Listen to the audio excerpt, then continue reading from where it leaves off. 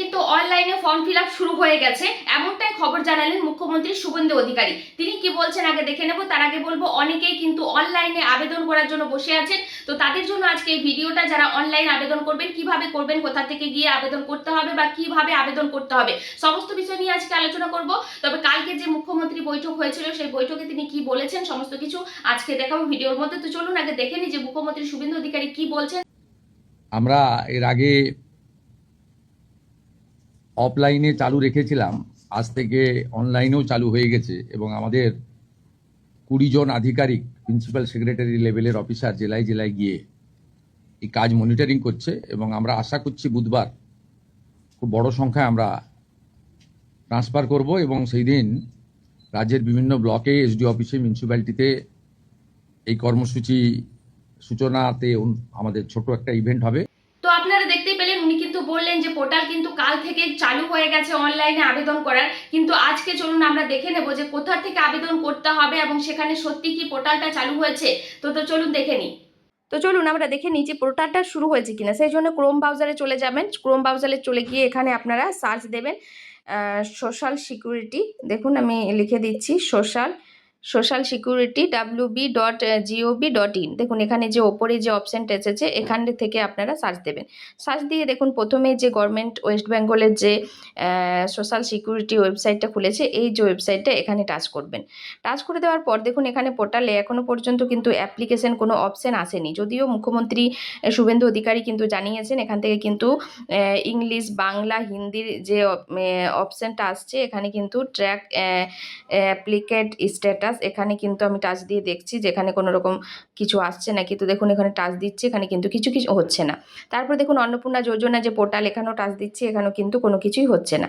ঠিক আছে, তাহলে বুঝতে পারছি যে আমরা এখনও পর্যন্ত কিন্তু অ্যাপ্লিকেশনের যে অপশান, এখানে কিন্তু লেখাই থাকবে অ্যাপ্লিকেশন বা অ্যাপ্লাই, কিছু একটা লেখা থাকবে যেখান থেকে কিন্তু আপনারা অ্যাপ্লিকেশন করতে পারবেন, বা এই জায়গায় কিছু লেখা থাকবে। ঠিক আছে, আপনাদেরকে মোবাইল নাম্বার দিয়ে রেজিস্টার করতে হবে। ঠিক আছে, রেজিস্টার করার পর কোন মোবাইল নাম্বার দিয়ে আপনারা রেজিস্টার করবেন, আপনি যাকে প্রধান রাখবেন তার মোবাইল নাম্বার দিয়ে আপনারা রেজিস্টার করবেন। রেজিস্টার করার পর সাইন ইন করে নেবেন। সাইন ইন করার পর কিন্তু আপনারা এখান থেকে ফর্মটা ফিল আপ করতে পারবেন। তো আপনারা দেখতে পেলেন যে এখনো পর্যন্ত কিন্তু কোনো পোর্টাল এখনো চালু হয়নি। হয়তো কোনো রকম এরর আসছে বা কোনো রকম টেকনিক্যালি ইস্যু হতে পারে, সার্ভার ডাউনের ক্ষেত্রেও হতে পারে। তো এখনো পর্যন্ত কিন্তু আমরা অনলাইনে আবেদন করার যে অপশন, সেই অপশনটা কিন্তু এখনো পাচ্ছি না।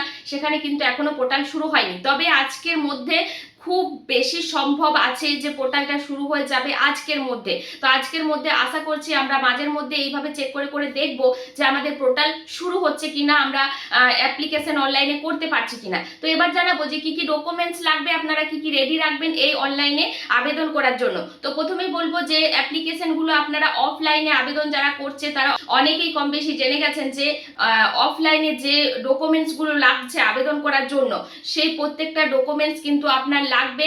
যেমন voter card, Aadhaar card, PAN card, ration card, মানে বাড়ির সদস্যদের এবং আপনার নিজেরও সমস্ত কিছু নিয়ে কিন্তু অনলাইনে আবেদন করতে বসবেন। বা আপনি নিজের মোবাইল ফোন দিয়েও আবেদন করতে পারবেন, বা আপনি কোনো সাইবার ক্যাফে, কোনো কম্পিউটার সেন্টারে গিয়েও কিন্তু আপনি আবেদন করতে পারবেন।